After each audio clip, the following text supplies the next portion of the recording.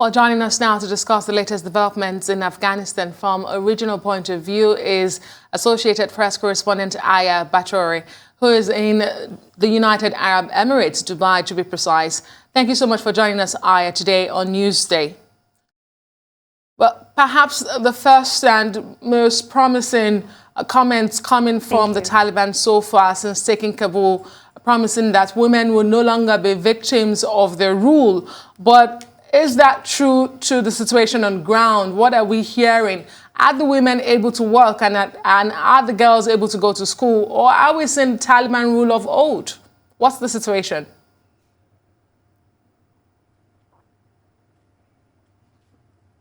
Yeah.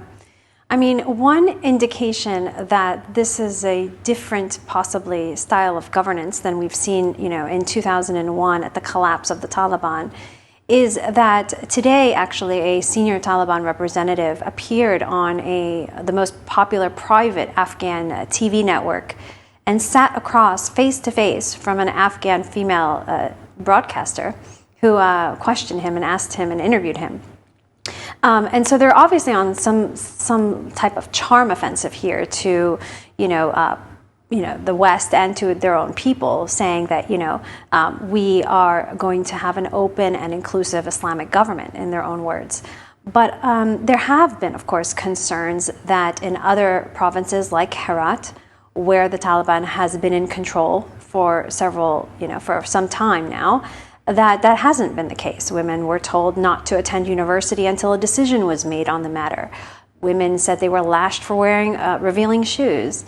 And we've seen scattered reports across the country of similar kinds of backlash. And so, the elite leadership of the Taliban, those sitting in the five-star hotels in Qatar, trying to hammer out, deals with the United States, are those, the same Taliban that are in these far-flung provinces who've been holding weapons and are young and, have never experienced that kind of open modernization? And how will the Taliban govern is really the question going forward. Will they be inclusive? Will women be afforded the continuous rights that they've had over the last 20 years? And so I think, there's a lot of confidence and a lot of trust that would need to be built, and there's still so much yet to be seen on whether that's going to happen or not. Indeed. I just want to explore that a bit further because we heard from some Afghanistans living in America, and they said, in their own words, when they saw the Taliban flag go up, it was as though they had a sense of hopelessness and homelessness, because they felt those in Afghanistan may have felt that they didn't belong anywhere. You say there's a charm offensive. How is that being received? Are there any people on the ground who seem to be open to buying into this, or is it a case of, they don't really have any options?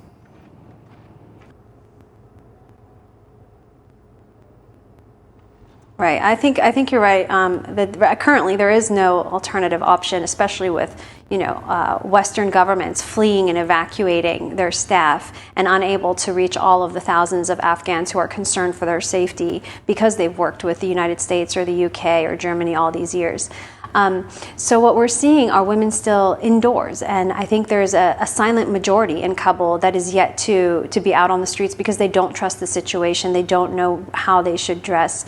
I spoke to a woman CEO, Afghan woman CEO yesterday, who was hiding at her relative's house. Her father told her, "Don't come home." They're going door to door with a list targeting certain journalists, and nobody knows what has happened after those doors were knocked on. So there's certainly a lot of trust that hasn't been built yet, and the response, I think, among the Afghan public is still to, if they're lucky enough to hide behind closed doors, to remain there until more is seen. And Aya, we've heard from U.S. President Joe Biden, who says the objective of the U.S. going into Afghanistan was achieved, and it was not for nation building. Are there those who think that the United States should be taking responsibility, as this situation has been described as a colossal embarrassment for the United States?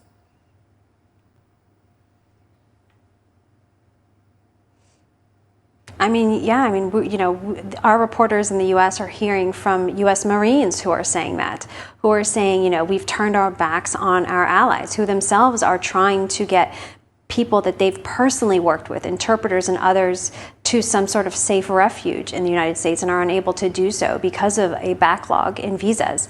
So I think there's definitely a sense that, this wasn't mission accomplished. The U.S. spent over $80 billion alone just to build up and create this Afghan force, and tens of thousands of these soldiers died holding the line and fighting against the Taliban over the last 2 decades.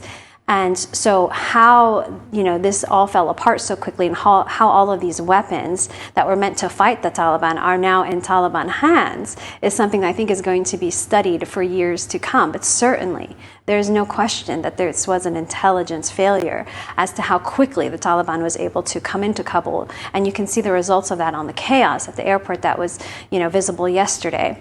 But also, even the Taliban themselves have said they were taken aback by how quickly they took over Kabul. They didn't anticipate it would happen in one day, without a single, shot ostensibly fired as well. Yes, the entire thing seems to have taken just less than 2 weeks. Thank you so much, Aya BATRAWY, AP correspondent, for giving us a finger on the pulse update on the situation there.